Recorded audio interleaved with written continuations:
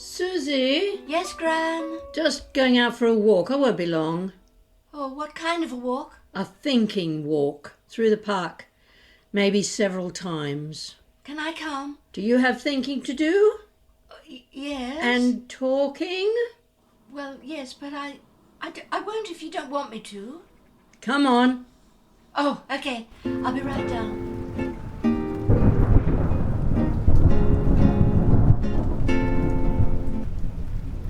Thunder's Mouth Theatre presents Am I Old Yet?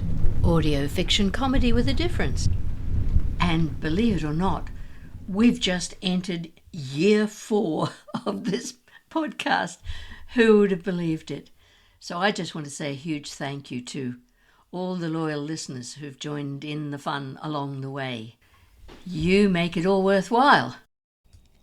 And if you do have a moment to spare, it would be just so helpful if you could either rate and review it in your favourite podcasting app or drop a line over at amioldjet.com/reviews. You can comment. Tell us what you like, what you don't like. Are the episodes too short, too long? Would you like more of Helen, less of the gods, or the other way round? Just say the word and we'll make it happen. And here we are in Season 9, Episode 6, listening or watching somebody's favourite breakfast TV show. And now for something completely different. What? Was that funny? I haven't said what it is yet. Oh, Kyrane, when you know, you know. Oh, it's one of those generation things, is it? Probably, because I'm obviously so much older than you, Kyrane. So, what is this completely different thing? Well,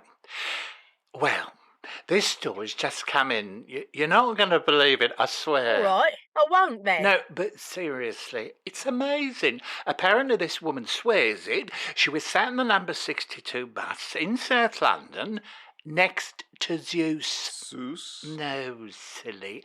Zeus. You know. Zeus, the king of the Greek gods. King of the gods? What gods? The Greek gods. Never heard of him. Oh, and there's me thinking you're so much older than me and so wise and all-knowing, and here's me knowing something you don't know. Kyrane, I don't think our viewers are going to appreciate your deeply offensive, patronising attitude, especially our older and wiser viewers. Darling, don't get your rumpers in a twist. I was joking. Our viewers know what a joker I am, don't you? Really? And we'd just love you to pick up the phone and call our number. Oh, there it is on the screen. You can call it right now and tell Kyrane just how incredibly amusing he is. Please do. Call now. But in the meantime, here's local reporter Josie Harkins with the story. This is a most unusual event. I'm so pleased to be here with Miss, or is it Mrs. Frogshome? Mrs., thank you very much. And it's Frogshome. And this is my husband, Eric. Mr. Eric Frogshome. Thank you, Mrs. Frogshome. Frogshome, it's Frogshome. Of course. Now, you were sitting on the bus and you realised that the man next to you was the king of the Greek gods. Yes, that was his name. And his wife was there too, Hera. Yeah, she's the queen of the gods, of course. They told you this, did they? They said, hey, we are Zeus and Hera, king and queen of the gods. Did they say where they were going and why they were travelling by bus? We spoke to each other. Very loud voices. We could hear them speaking their names. Very unusual names, aren't they? Yes, very unusual. Very unusual. So there we are. What is it? What's so funny? Nothing. Greek gods catching buses these days. Oh, stop it, Tunde. Oh, I'm so sorry, everyone. Just read the auto cue. Of course. course. Well, I did hear that the global financial crisis hit places like Greece particularly hard. And now for the weather. Frogs home. Frogs home.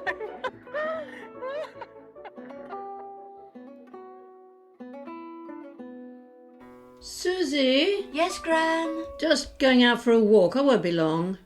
Oh, what kind of a walk? A thinking walk through the park, maybe several times. Can I come? Do you have thinking to do? Yes. And talking? Well, yes, but I won't if you don't want me to. Come on. Oh, okay. I'll be right down.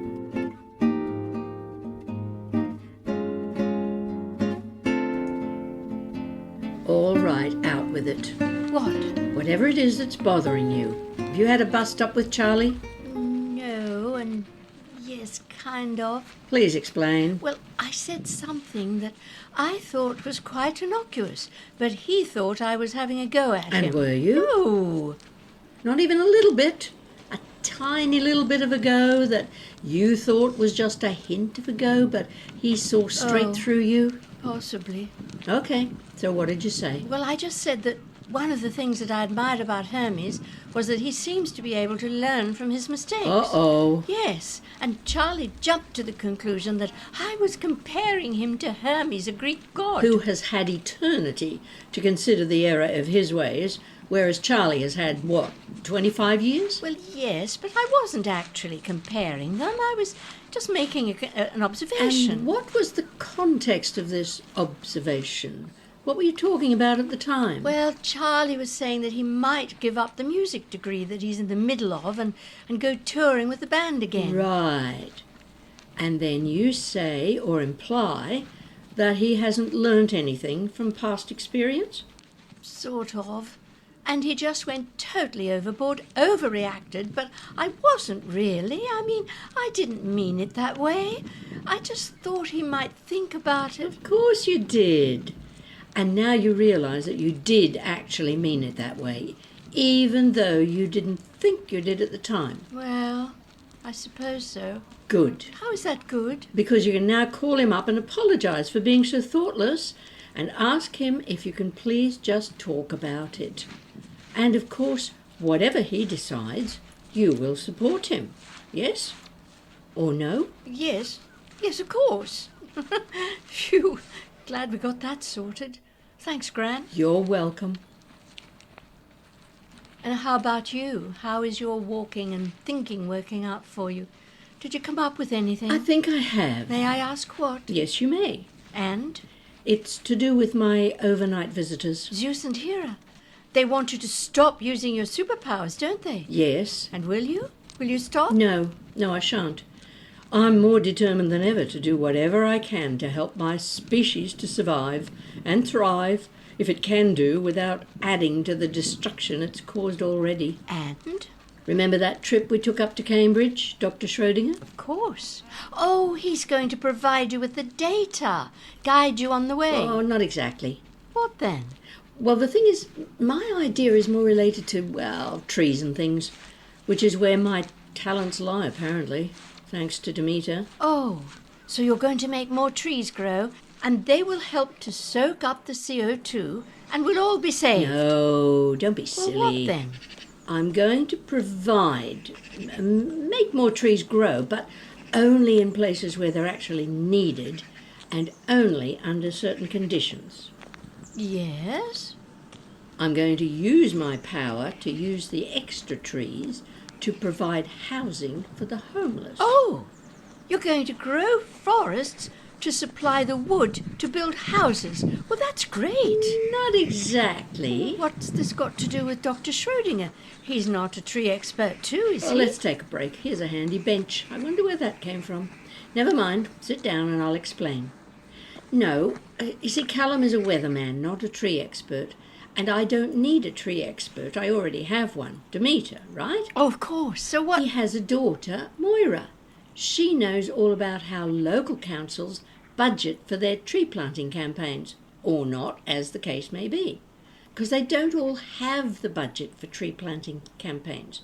So my plan is I will offer to provide the trees, or some of them, and the money they save has to be put towards their housing programs for getting people off the streets into safe and lovely homes.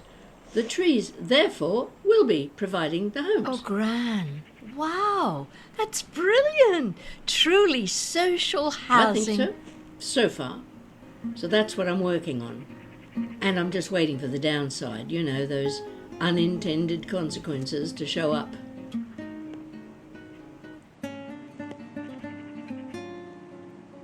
Next, please. Can I help you? Oh, hi, Mrs. Doherty. You're here for Dr. Singh. I am. Well, just take a seat. He'll not be long. Oh, Mrs. Doherty. Yes?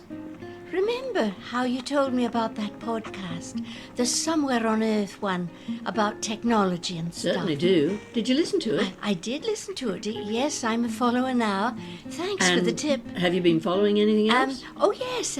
Oh, there's such a funny one. It's like a send-up. Well, not really. More like a, what you call it? You know, when you kind of honour something, not quite copying it, but... An homage, or a homage, if you like. That's it. It's like a homage to Richard Osman's Thursday Murder Club books. Oh, yes.